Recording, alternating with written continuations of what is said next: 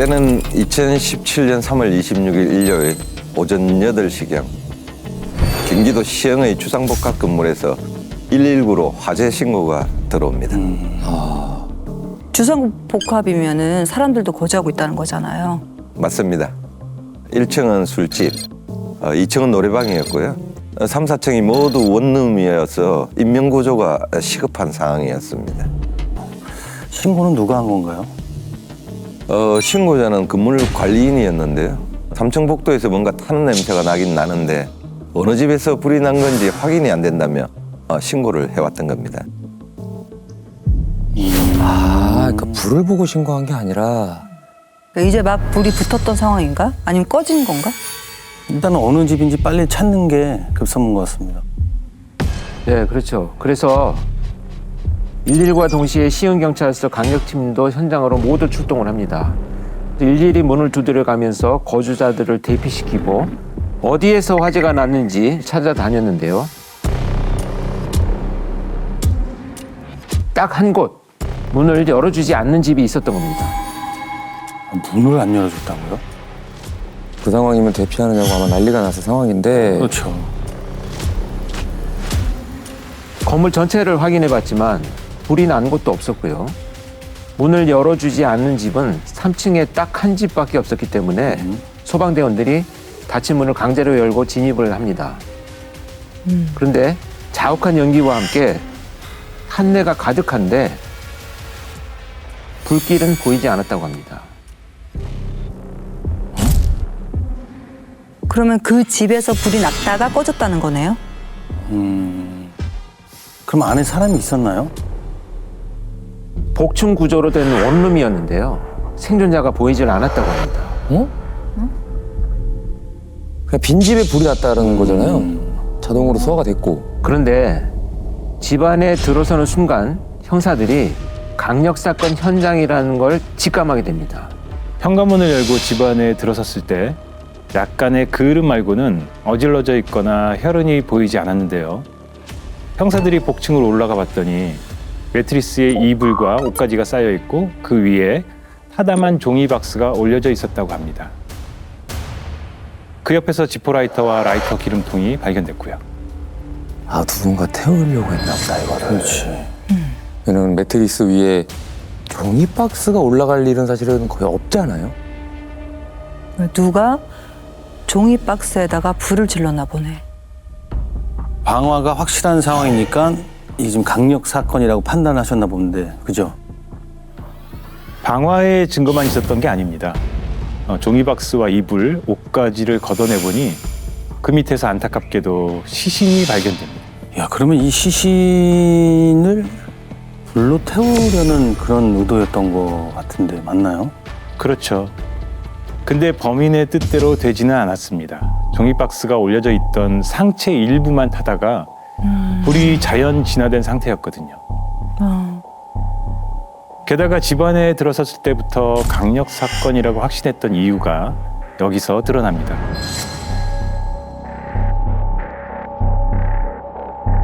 피해자의 목부터 얼굴 전체가 투명 테이프로 감겨 있었는데요. 이걸 벗겨보니 남자인지 여자인지 구분이 어려울 정도로 얼굴이 부패돼 있었다고 합니다. 부패면 이미 시간이 좀 지나야 부패가 일어난다는 그렇죠, 거고. 그렇죠. 근데 지금 상황만 보면 불이 꺼진 지 얼마 안 된 것 같은데 근데 얼굴을 알아볼 수 없을 정도면은 사망한 지 꽤 됐다는 얘기잖아요. 그러니까요. 야, 그러면은 그러니까 살해된 지 한참 후에 다시 불을 질렀다는 건데 그러면 신원 확인은 좀 어려운 상황이었나요? 그건 아니었습니다. 지문 일부가 남아있어 신원을 확인했는데 그 집에 살던 30대 후반의 여성이었습니다. 문제는 하체가 속옷까지 모두 벗겨져 있어서 현장 상황만 보면 성폭행 후에 살해된 걸로 추정됐다고 합니다. 이런 참. 혼자 사는 여성을 노리고 누가 이런 끔찍한 짓을 한 것 같긴 하네요. 야, 근데 정말 기가 막힌 건 피해자를 반나체 상태로 시신이 부패될 때까지 그대로 방치했던 거잖아요. 그러니까 이게 범인이 그럼 그 집에서 뭐 범행 후에 쭉 있다가 부패가 시작되니까 뭐 증거인멸을 하려고 불을 질렀다고. 그랬다면 진짜 너무 끔찍하지 않아요? 그렇죠. 아니면 범행 후에 다시 와서 증거인멸을 하려고 불을 질렀을 수도 있는 거 아닌가요? 근데 다시 집에 간 거라면은 그 집에 자유롭게 드나들 수 있는 사람이었다는 거잖아요. 그렇죠. 방화는 신고 당일 새벽에 저질렀을 것으로 봐야 했고요. 시신이 그 정도로 부패될 때까지 범인이 범행 현장에 계속 머무르진 못했을 걸로 보고 당시 수사팀도 범인이 방화를 저지르려 이 집을 다시 찾았던 걸로 추정합니다. 근데 이 창문으로 침입할 수 있는 구조물이 외벽에 없기도 했고요. 원룸 현관문에 자동 도어락이 멀쩡했기 때문에 범인이 이 집 비밀번호를 알았을 것으로 추정했습니다. 비밀번호를 알 정도면 뭐 가까운 사람 혹은 면식범이라는 얘기잖아요. 면식범이죠. 예. 근데 이게 확실히 면식범이다 이렇게 단정짓기는 어려운 부분이 있었습니다. 면식범이 아닐 수도 있다. 네. 근데 지금 상황을 보면은 비밀번호 알고 들어온 거잖아요. 그럼 알 방법이 없을 텐데 비밀번호를. 일단 피해자의 시신에 칼에 의해서 난 상처가 수십 군데가 있었는데요. 대부분이 소위 그 푹 하고 찌른 이런 자창이 아니고 쓱 하고 그은 이런 상흔, 그러니까 배인 상처 같은 상흔이었습니다. 마치 피해자한테 뭔가를 알아내려고 장시간 고문을 한 것처럼 보였다는 겁니다. 고통만 심하게 주려고 칼로 계속 막 그은 거죠. 뺀 거잖아요. 아, 너무 끔찍한데. 근데 이게 이상하지 않아요? 아니 범인이 증거인멸하러 다시 올 걸 미리 계획하고 집 비밀번호 캐내려고 고문까지 했다. 그러게 일단 집 비밀번호만 알려고 그런 짓까지 그건 아닌 것 같은데 분명 뭔가 다른 목적이 있을 것 같아요. 혹시 카드나 통장 같은 건 없어지지 않았나요? 피해자의 휴대전화와 지갑이 사라진 건 확실했다고 합니다. 그러면 다른 거는 몰라도 지갑 안에 신용카드가 있었을 수도 있겠네요. 그렇지. 그럼 집이랑 카드 비밀번호까지 알아내기 위한 고문을 했다. 야, 그렇다면 돈에 성범죄까지 완전 이걸 다 노리고 범행을 저질렀던 거야. 근데 현장 상황과는 맞지 않게 성범죄는 위장으로 드러납니다. 수사팀이 긴급으로 1차 부검 결과를 받았는데 성범죄 흔적은 나오지 않았다고 합니다.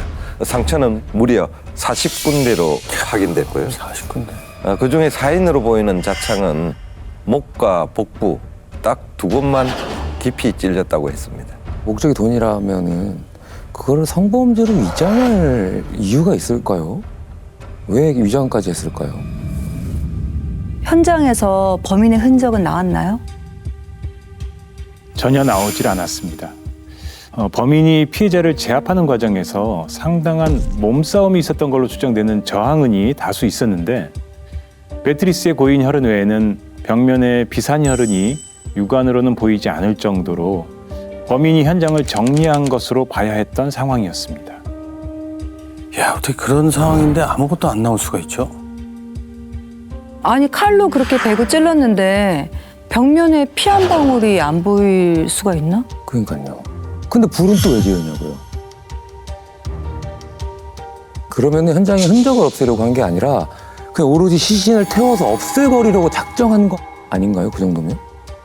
종이박스도 있었고. 야, 근데 그 오피스텔은 다른 사람이 굉장히 많았을 거 아니에요? 그렇죠. 주상복합이면. 야, 그러면 진짜 큰 대형 참사가 일어날 뻔한 일인데 이게 그 위로 불길이 막 번지고 있으면 아마 엄청났겠죠. 자, 미쳤다, 미쳤어. 근데 사건 시작할 때 얘기했던 것처럼 이 방화 때문에 범인의 덜미가 잡히고 맙니다. 근데 어떻게 찾아내신 거예요?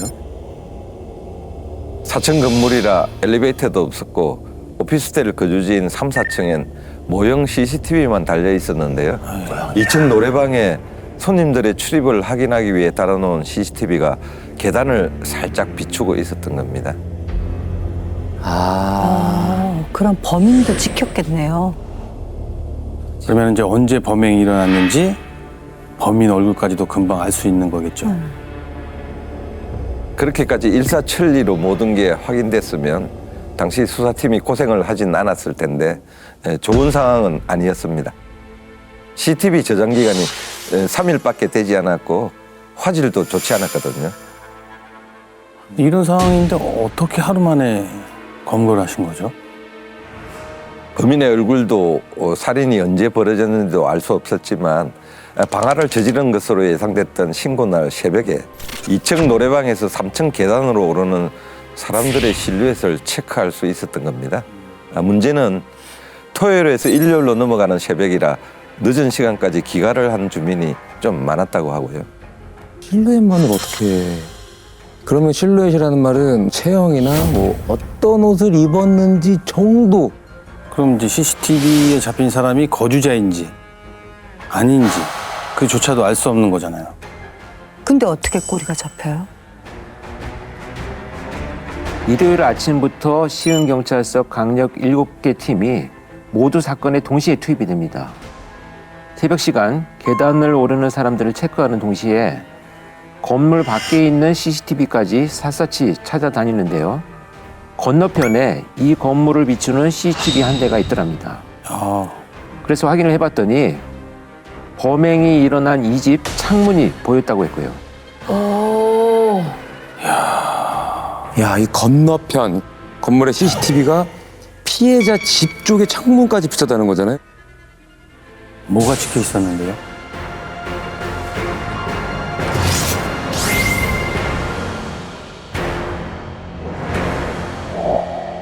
지포 라이터와 라이터 기름통까지 현장에서 발견됐잖아요. 네. 분명 범인이 불을 지르자마자 불꽃이 확 일어났을 걸로 예상한 겁니다. 그래서 CCTV를 쭉 역으로 당겨봤더니 새벽 3시 30분쯤 이 집 창문에 불길이 치솟는 게 찍혀 있었던 거죠. 창문 불길이. 창문으로 그 순간 보였구나, 불꽃이. 근데 이제 창문에 그 불이 솟구친 거 말고는 아무것도 안 보인 거 아닐까요? 그치? 그걸로 어떻게 범인을 찾아낼 수 있어요? 범행이 일어났던 건물 2층 CCTV를 보던 형사들이 새벽 3시 30분 이전에 계단에 오른 사람들을 꼼꼼히 찾아보게 되는데요.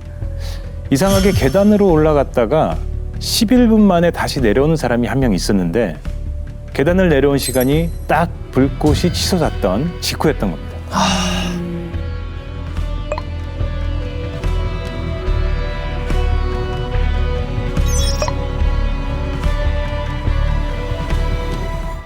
그때 CCTV에 잡힌 범인이 회색 후드티를 입고 있었거든요. 그래서 인근 CCTV를 뒤져 방화 후에 어디로 갔는지 따라붙고 애초에 어디에서 온 건지도 확실하지가 않으니까 역추적까지 합니다. 야, 그 회색 후드티만 말씀하시는 거 보니까 이게 남자인지 여자인지 구분도 안 된 상황이었나 본데요. 그거 다 찾아내려면 시간이 꽤 오래 걸렸겠는데요. 그렇죠. 그러니까요. 거슬러 올라가야 되는데. 이거. 그렇죠. 그래서 CCTV를 확인하는 팀을 제외한 나머지 팀은 피해자의 마지막 생활 반응을 확인하는 동시에 피해자 지인들을 상대로 탐문에 들어갑니다. 근데 평소에 굉장히 성실했던 피해자가 최근 돈 때문에 골치 아파했다는 얘기를 듣게 됩니다. 그 피해자분은 무슨 일이 있었던 겁니까? 한때 친하게 지냈던 친구한테 돈을 빌려줬는데 그 친구가 피해자한테 돈을 갚지 않았다고 합니다. 얼마를 빌려줬는지는 지인들도 모른다고 했고요. 다만 화재 신고가 들어오기 7일 전이죠. 3월 19일에 그 돈을 빌려줬다는 친구를 만나 단판을 지어야겠다고 하더랍니다. 야, 단판을 짓겠다. 그럼 돈 때문에 다툼이라도 벌이다가 일이 벌어졌을 수도 있겠는데요. 화재 신고 7일 전이면 그 무렵에 살인이 나고 그 사이에 시신이 부패됐을 수도 있겠네요. 돈을 빌려간 친구는 만나보셨나요? 네, 당시 수사팀이 바로 그 친구를 만나봤는데요. 동갑내기 여성이었다고 합니다. 아, 여성? 10년 전부터 알게 된 친한 사이라면서 19일에 피해자를 만났다고 서슴없이 얘기를 했고요. 돈을 빌린 것도 맞지만 200만 원 정도였다라고 진술을 했다고 합니다. 다 얘기하네. 돈을 빌린 것도 맞고 만난 것도 맞다. 야, 그리고 여성이라면서요. 서로 몸싸움하면서 그렇게 40번을 찌르고 성범죄까지 위장할 정도로 했을까요? 그러니까요. 저도 그게 좀 안 믿기는데 누군가 도움을 받아갖고 뭐 남자친구가 됐든 누가 됐든 혼자서 힘들 것 같거든요. 그 친구는 알리바이가 확인이 됐나요? 네, 친구가 말한 대로 19일 새벽 1시경 피해자 집에서 100m 떨어진 편의점 CCTV에 두 사람이 만나는 장면이 찍혀 있었습니다. 또 1시간 뒤에 피해자가 또 다른 친구에게 이 친구와 함께 있다는 메시지를 보낸 것도 확인이 됐고요. 피해자 집에서 두 사람이 야식도 시켜 먹었다고 했는데 야식이 배달된 것도 다음 날 오전 9시에 그 친구가 피해자 집에서 나와 걸어가는 것까지 피해자 집 인근 CCTV에 다 찍혀 있었습니다. 친구 말로는 그때 피해 여성은 집에서 자고 있었다고 했고요. 돈 때문에 근데 뭔가 찝찝했는데 뭐 둘 사이가 그렇게 나쁘진 않았나 본데요? 그러니까요. 새벽에 만나서 집에 가서 야식까지 시켜 먹을 정도면 사실은 그냥 오랜만에 친구 만나갖고 시간을 좀 늦게까지 보낸 거 아닌가 싶거든요. 그렇지. 막 돈 때문에 사이가 틀어졌으면 집에 데려가지도 않았겠지. 그래도 당시 수사팀은 혹시나 하고 화재가 일어난 시각, 그 친구의 기지국 위치를 확인해 보는데 어떤 남성과 통화를 나눴던 걸로 나옵니다. 그것도 서울 영등포 자택 근처에서 잡혔고요. 그러니까 불이 났던 새벽 3시 반에 그 친구는 영등포 집에 있었다는 거네요. 그러면 시흥에 온 적이 없다면 이 친구는 범인이 아니란 거잖아요. 그러면 다음 날인 20일 그 오전 9시 그러니까 친구가 집에서 나갔을 무렵까지는 피해자는 그냥 온전하게 살아 있었다는 얘기잖아요. 이후에 피해자의 행적은 확인이 됐나요? 네. 피해자의 휴대전화가 사라졌기 때문에 통신 수사가 가장 먼저 이루어졌는데 피해자의 마지막 생활 반응들이 좀 수상하게 나옵니다. 친구가 피해자 집에서 나왔던 그 다음 날이죠. 21일에 카드로 1,000만 원을 대출받고 피부과에 전화를 해 상담을 받은 것도 나옵니다. 23일엔 구인 광고를 낸 마사지 업주에게 전화를 했다가 바로 끊어버리거나 보도방 업주한테까지도 연락을 하기도 했고요. 야, 카드로 1,000만 원이나 대출을? 마사지 업소랑 뭐 보도방에 전화한 걸 보면 돈이 급했던 걸까요? 1,000만 원까지 대출받았던 거 보면. 상황이 그렇게 보이긴 하는데 근데 전화기가 현장에서 사라진 걸 보면 전화기를 쓴 게 피해자가 아닐 수도 있는 것 같다는 생각이 들어요. 그러니까요. 하나 예측할 수 있는 게 아까 부패가 됐다 그랬잖아요. 이게 23일이면 화재가 나기 3일 전인 건데 3일 만에 부패가 그렇게 알아볼 수 없을 정도까지 될까요? 이거는 좀 안 맞아떨어지는 것 같아요. 그렇게 되면 범인이 피해자가 살아있는 척 위장하려고 피부과 상담 전화를 했던 거네. 근데 피부과 상담을 받은 거면은 전화 건 사람이 여자였다는 거잖아. 아, 그렇지. 여자의 목소리였겠네, 그러면. 아니, 그렇게 공격하고 성범죄까지 위장을 했는데 범인이 여자다? 야, 이게 맞을까요? 과연 그럴까요? 화재가 일어난 그날 피해자의 집에서 빠져나간 회색 후드티를 입은 용의자를 역추적하던 수사팀에서 어떤 사람의 수상한 장면을 포착합니다. 수상한 장면이요? 야,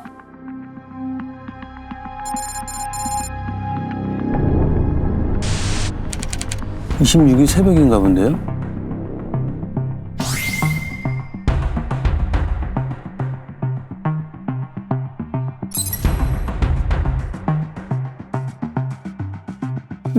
회색 후드티가 아닌데? 네.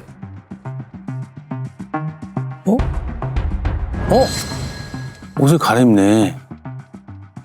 아, 그것도 지금 대로변에서? 갈아입네. 어머, 저게 회색이네. 어? 이게 후드티잖아. 후드티잖아요, 저게. 아까는 다른 옷이었잖아요. 갈아입었잖아요, 지금. 어. 범인이네. 맞습니다.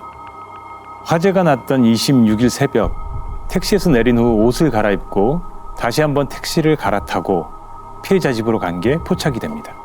좀 마른 남성 같기도 하고 어떻게 보면 또 여자 같기도 하고. 그러니까 만약에 남자인데 일부러 또 혼란을 주려고 핑크색 옷을 입을 수도 그렇지. 있지만 그 어떻게 됐습니까? 잡았습니까? 잡습니다. 오피스텔에서 빠져나간 회색 후드팁을 입은 용의자를 쫓던 팀이 최종적으로 확인한 주소지와 역추적하던 팀이 찾아낸 용의자의 애초 출발 지점이 같았습니다. 서울 영등포였고요. 그 건물에 사는 주민 중 피해자와 연결고리가 있던 사람이 바로 그 200만 원을 빌렸다던 친구였던 겁니다. 야, 그 동갑내기 여성이요? 여자가 혼자 19일 날 만났던 그 여자가 범인이었던 거네요. 친구. 그것도 야식도 같이 먹었다면서. 그러니까. 200만 원 때문에.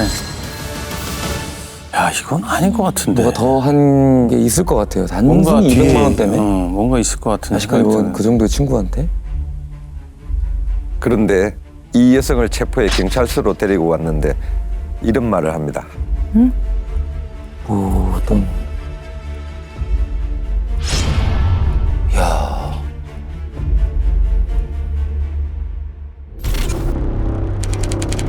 잡힌 다음이네요. 범행 사실 인정하십니까? 아니요, 저도 피해자고요. 처음 애초 경찰들이 제 전화를 받고 도움을 주었다면 현재 처분입니다. 화가 뭐야? 났네. 왜 이렇게 화가 났어? 저게 무슨 말이야? 일단 좀 자기도 피해자라고 하지 않았어요? 저도 피해자고 뭐 경찰이 도움을 줬다면 이런 일은 없었을 겁니다 하고 막 화를 냈는데. 저렇게 사람을 죽였는데 저렇게 화를 낼 수 있다고? 아니, 대체 뭔 소리 나는 거예요? 이 여성이 지금 주장을 하는 것은요. 네. 자신이 19일 날 피해자하고 만났을 때 외국인들한테 강간을 당했는데 응? 경찰이 자신들을 도와주지 않았다. 이런 내용입니다. 이것도 뭐 다 무슨 얘기야? 뭘 당했다는 거야, 지금? 그러니까 뭐 신고를 했는데 알고도 안 도와줬다 뭐 이런 얘기인가? 그런 말은 아니죠. 그러니까 신고를 했다고는 합니다. 어떤 외국인들이 자신들을 쫓아와서 112에 급히 신고를 했는데 경찰이 신고를 제대로 받아주지 않았다. 응? 그래서 급히 친구 집으로 도망치듯 가서 조금 진정한 후에 야식을 시켰는데 배달기사가 도착한 줄 알고 문을 여는 순간 아까 그 외국인들이 다시 들이닥쳤고 자신과 피해자를 강간했다. 뭐 이런 내용들입니다. 그런 급박한 상황에서 야식을 시킨다고? 참, 말이야. 근데 만약에 그렇다 칩시다. 근데 어떻게 자기만 혼자 도망을 쳤다는 거죠?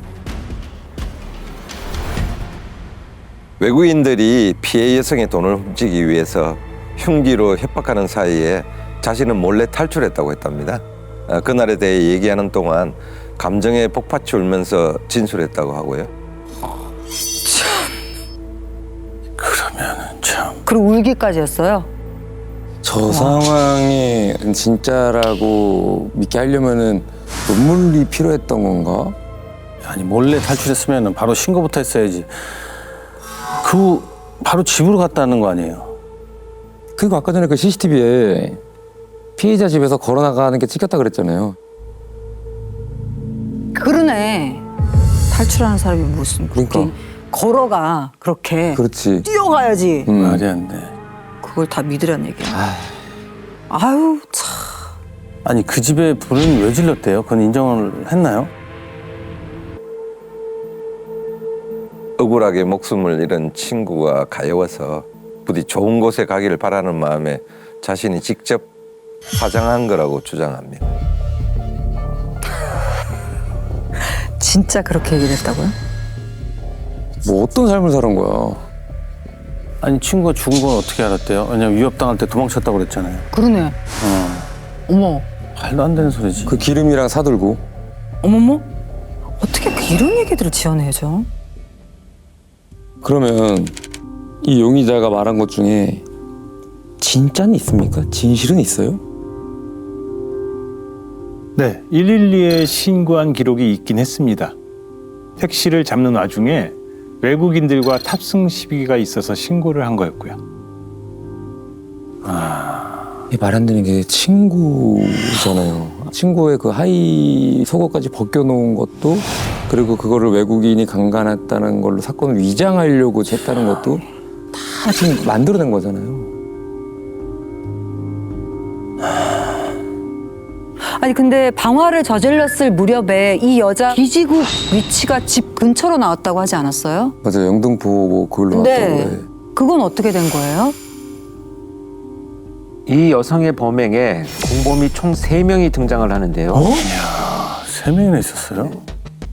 황당하게도 세 공범들 모두 사건에 대해서는 전혀 모르고 있었습니다. 방화 당일 이 여성이 집에서 전화 통화를 한 척 알리바이를 만들어준 사람은 이 여성의 집 인근에 사는 지인이었는데요. 이 여성이 성매매 혐의로 경찰에 불려갈 것 같다고 해서 도와준 거다라고 진술을 했습니다. 성매매 혐의요? 일단 3명의 공범이라고 그랬잖아요. 그리고요? 방화 당일날 이 여성이 계속 옷을 갈아입고 다녔잖아요. 네. 이걸 도와준 지인은 여성이 마약 운반 혐의를 받고 있는 줄 알았다고 합니다. 나머지는요? 피부과 상담을 도와준 여성은 불법 시술 혐의를 받고 있는 줄 알았다고 했고요. 다 갖다 성매매, 마약에 불법 시술까지. 어쨌든 간에 이 공범이라고 하는 3명도 범죄를 막 저지르고 다녔을 거라고 생각하고 있는데 도와준 거잖아요, 지금. 그러네. 이 상황에서 이걸 다 도와달라고 한다고 다 도와줬을까요? 이 여자 정체가 뭔지는 너무 궁금한데요. 참.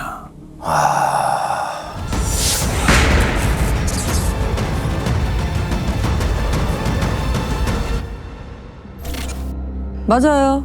19일 날 새벽에 만났어요. 저는 그날 하도 돈돈거려서 가만두면 안 되겠다 싶어서 협박만 하려고 간 거예요. 근데 이게 폰을 열어보니까 아주 가관인 거예요. 여기 저기 사방팔방에 저를 200만 원도 못 갚은 미친이라고 떠들고 다녔더라고요. 아니 왜 그런 말을 짓거려요? 내가 아버지 교통사고 때문에 며칠만 좀 참아달라고 얘기했는데 꼴가지 않게 그까지 200만 원으로 나를 감히 미친으로 만들어? 그래서 죽였어요. 내가 그 입 함부로 놀리지 말라고 그래서 죽였다고요. 야, 진짜 200만 원 때문에 죽였네. 난 분명히 난 더 있을 거라고 생각했거든요. 야, 일단 안 갚으니까 달라고 했겠지. 그거는. 빨리 갚으면 되는 거잖아, 그런데 그건. 그까지 200만 원이면 그럼 갚지 왜? 빨리. 그까지시면. 참. 그러니까 이게 지금 이 진술만 보면 어쩌다 본 휴대전화에 메시지에 자기가 화가 나서 죽였다가 명분이지 200은 사실은 이미 이 여자 머릿속에 사라진 거예요. 나를 이렇게 얘기하고 다녔어? 그럼 죽여야지. 이게 말이 돼요? 그 재수 없게 걸렸다고 하잖아요. 실제로 피해자에게 아버지 교통사고 때문에 약속한 날짜에 돈을 줄 수가 없다고 범인이 보낸 문자가 있었지만 당시 수사팀이 확인한 바로는 범인한테는 빚이 수억이 있었다고 합니다. 아유. 야, 결국엔 자기 빚 때문에 돈이 필요해서 죽인 거네요. 근데 조사받는 내내 형사들한테 담배를 좀 달라, 또 립밤을 주면 얘기를 하겠다며 뻗치기도 했고요. 얘기를 하기 싫으면 그냥 입을 닫아버려서 결국 프로파일러가 투입이 됐는데요. 아이고야. 조사 내용에 의하면 어렸을 때부터 소위 일진 행세를 오랫동안 하면서 상대방에 대한 공격 행위들이 많은 일탈 행위들이 저질러졌다는 것이 밝혀졌는데 이런 태도나 행동, 언어적 표현들을 본다면 아마도 반사회적 성향이 굉장히 높았을 것으로 보이고요. 연극성 장애라고 하는 성격 장애의 경향성이 굉장히 높아 보입니다. 그래서 자신을 포장한다든지 사소한 일들을 큰 이유가 있는 것처럼 만들어가지고 거기에 명분을 만들어서 상대방을 공격하는 이런 심리적인 특징도 나타나고 있습니다. 그래서 아까 전에 저렇게 잡혔는데도 본인이 더 격분하면서 어떻게 보면 연극을 하고 있는 거네요. 그렇죠. 예. 근데 30대 후반 나이에 그게 무슨 근데 쭉 보면은 반사회성 인격 장애를 갖고 있는 사람들이 어떤 범죄를 저지를 나이대가 20대 후반에서 30대로 나옵니다. 상대방을 완전히 제압할 수 있는 그 나이대가 환경을 지배할 수 있는 나이인 거죠, 그때가. 죄값은 얼마나 받았습니까? 범인은 무기징역을 받았고요. 형이 많다며 항소와 상고를 거듭했지만 모두 기각됐습니다. 공범 3명은 증거를 위정하고 인멸하고 방조한 죄로 벌금 700만 원에서 1000만 원을 선고받았고요.